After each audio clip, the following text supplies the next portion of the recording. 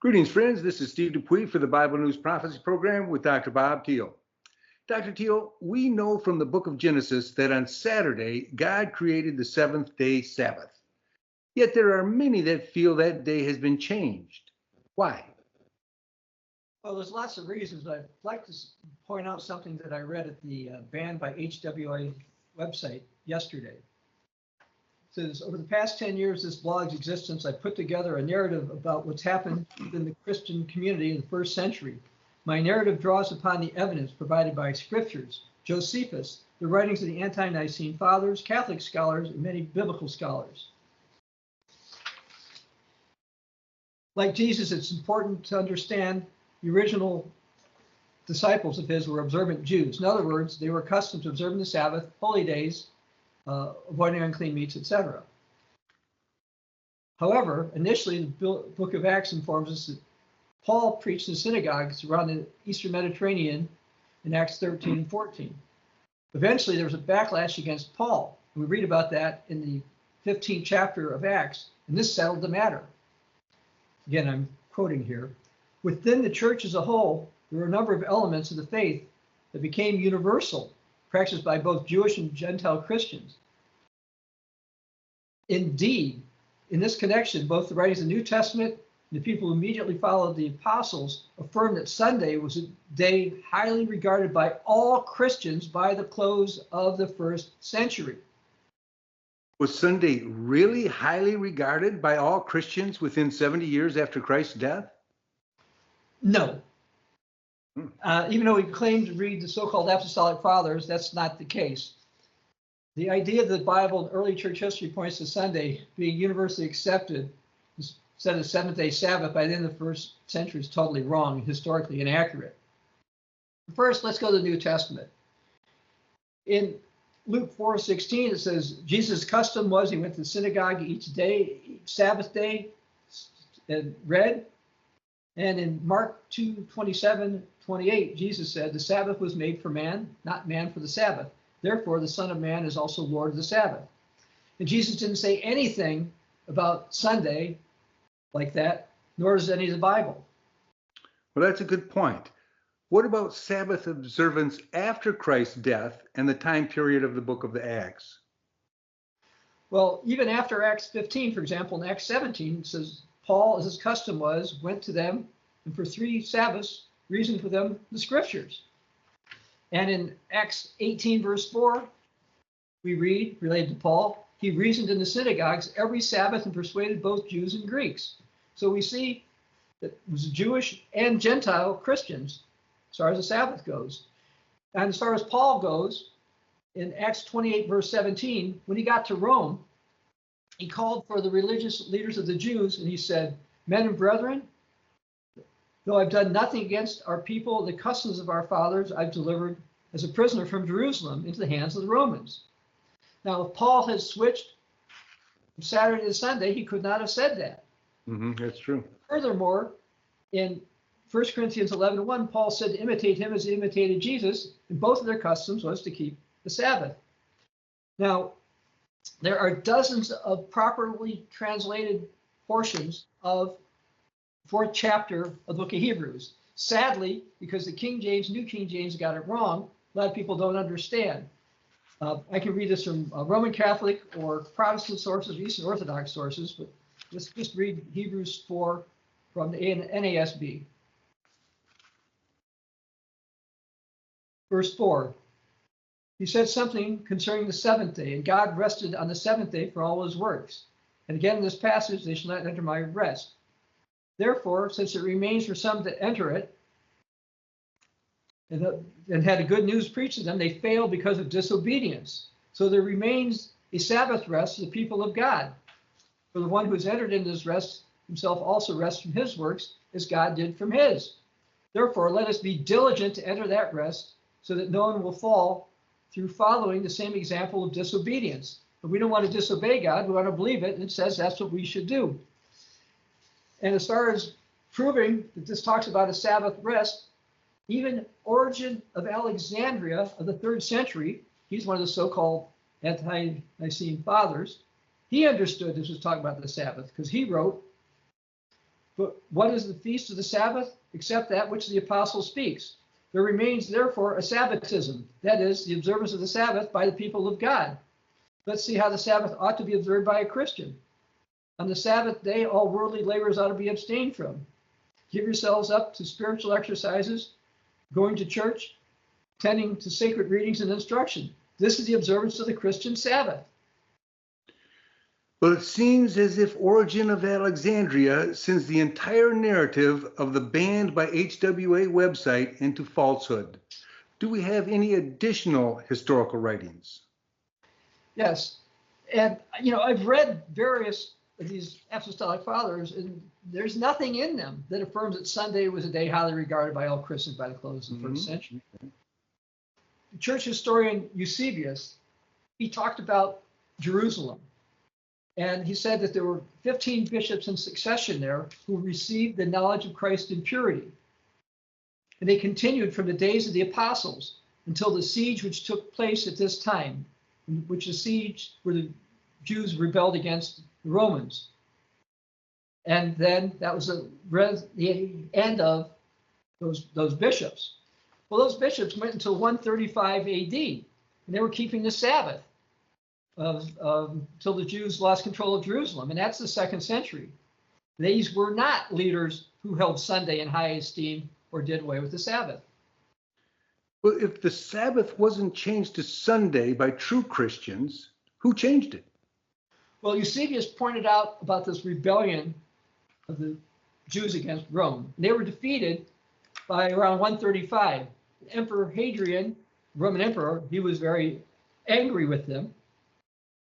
And basically he said you couldn't keep the Sabbath and Passover on the right day, by the way, in the holy days, and live in Jerusalem. So what happened was a Latin bishop by the name of Marcus rose up. And the only way you were allowed to live in Jerusalem is if you went along with this Marcus guy. And Christians in Judea were forced to make a decision. They could either keep the Sabbath and the rest of God's holy days, like Passover on the biblical date, and go somewhere else, or they could compromise and support a religious leader, which is Marcus, who would not keep the Sabbath, and also supported Sunday, Passover, which we now call Easter Sunday. So it was a non-Christian political leader that outlawed the Sabbath. Are there more accounts of political persecution? Oh yeah, there was a deal where the Romans said to the compromisers, if you would abandon your laws, pray like we do, eat the things we do, we'll support you. And so there was a split within Jerusalem. And our people said, you guys made this deal with the Romans, and because of this, we can't be related to you. And so they asked the Romans to persecute the Christians. And so our people fled. Now, other faithful, including faithful Gentiles, by the way, kept the Sabbath. There's a document called The Life of Polycarp. Polycarp was actually appointed by the apostles. And I'm going to read part of it. It says, Polycarp, on the Sabbath, when prayer had been long on bended knee, he, as was his custom, got up to read, and every eye was fixed on him. So Polycarp, we're talking here around 150 AD plus or minus, is shown that his custom was to regularly keep the Sabbath and preach on it. And even Roman Catholic scholars understand that Gentile Christians in Asia Minor still kept a church on the Sabbath. Do we know who the first so-called Christian was that did not observe the Sabbath that God created? Well, it could have been Simon Magus, but the one we do know was a guy by the name of Marcion. And he was the first one. And according to Tertullian, another of these apostolic fathers, who wrote in the early 3rd century, Marcion hated the Sabbath. And so you also have other people who denounced him. For example, Polycarp of Smyrna denounced him, Theophilus of Antioch, Serapion of Antioch, all Church of God leaders all denounced him. And he also kept Passover on the 14th, even though Rome and Alexandria and Jerusalem stopped around 135. The first true reference to Sunday actually comes from Justin Martyr around 150 AD, and he called it the sun god called day. Okay? He mentioned Helios. And as far as people still keeping it in Antioch, a Roman Catholic cardinal said that a guy by the name of Lucian, who's a Church of God leader, had Judaism, which meant he kept the Sabbath, and this is late 3rd century. And you can go through, there's all kinds of proof that Sabbath keeping was publicly going on to, in Asia Minor, by the way, to at least 364 AD. And because there was a council that declared that Christians must not Judaize on the Sabbath by resting. They wouldn't do that if people were not still keeping the Sabbath. Mm-hmm. Well, was the Council of Laodicea successful in changing the Sabbath from Saturday to Sunday? Not for the faithful. Around 404 AD, the Roman Catholic saint and doctor of their church, Jerome, said that there are these people called Nazarenes. They believe in Christ, and they keep the Sabbath. So that was still going on.